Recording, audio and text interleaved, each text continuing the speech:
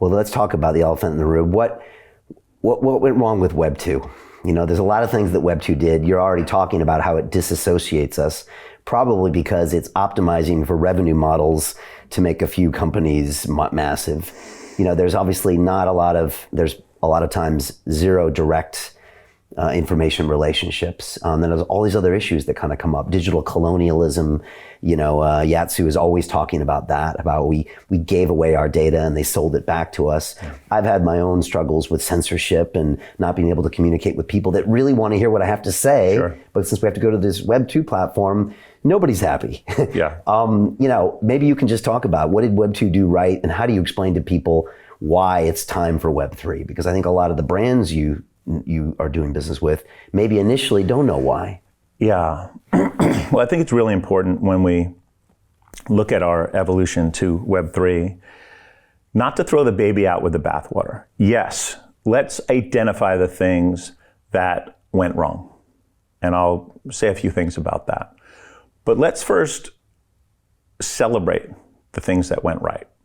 Let's step back and marvel for a minute at the shoulders of the giants we now stand on and thank them for the work that now allows us to advance things. Like one of my favorite people, Peter Diamandis, who's on our board, an investor of ours and my very good friend, is probably one of the more optimistic leaders in the world in terms of how you can look at technology as a tool for the benefit of humanity, for where we're going. And I'm reminded in this conversation that we should first say, what an extraordinary thing that we've created this low-cost, ubiquitous network that at some point everybody could very well have access to, and it's moving in that direction, that will affect how we educate people and how healthcare is done, and longevity on the back of it is growing like mad. And there's a lot of negative news.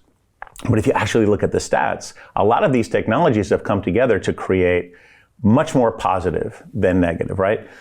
That said, it's time to evolve to something better, as always, right?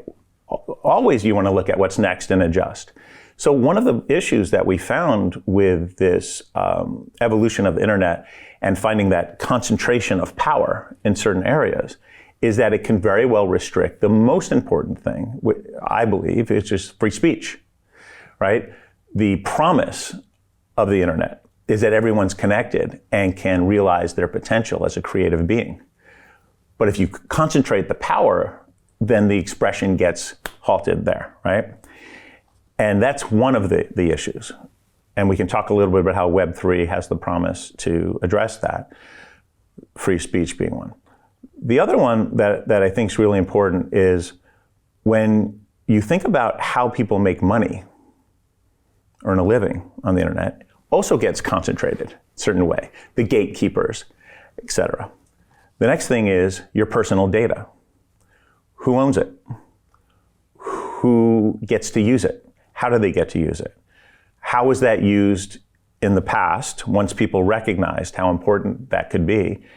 To what end, right? So there was some very negative things that came out of that once people recognized it. I remember back in the early stages of social media, your listeners who have been around the bend a few times will remember Friendster, pre-MySpace, one of the first social networks, right?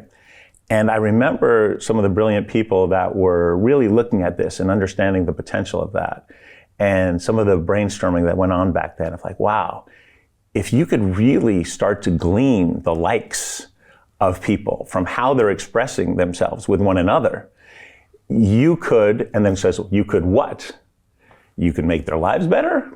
No, even then it was like, you could give better information to advertisers, right? You could sell it. So right at the beginning was always like, but it was very hard to know how to do that. Then the innovative guys at MySpace, Chris Wolf and Abra Whitcomb, they dove in and they made it available at a mass scale for people to start to express themselves. But it got pretty messy, expressing yourselves all over the time. And they weren't really data mining so much as really around the creative side of expression. Then Mark Zuckerberg came along. Absolutely brilliant. Give him credit, organized it in a different way. understood the power of virality and the social network, and really created, I think, an industry, but it ran amok.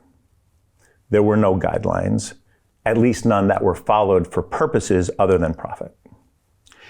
And so now you can start to see the realization of that vision and the pros and cons of that. A lot of pros, by the way. Again, a lot of people who leverage these tools for positive purposes and still do.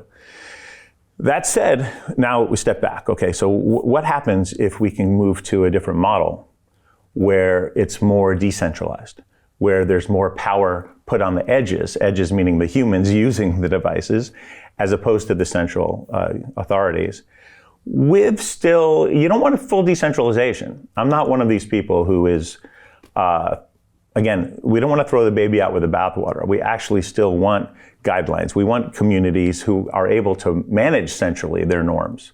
You don't want to have to take in neo-Nazis and people who have, horrific beliefs into your community. Let them do what they want to do in theirs.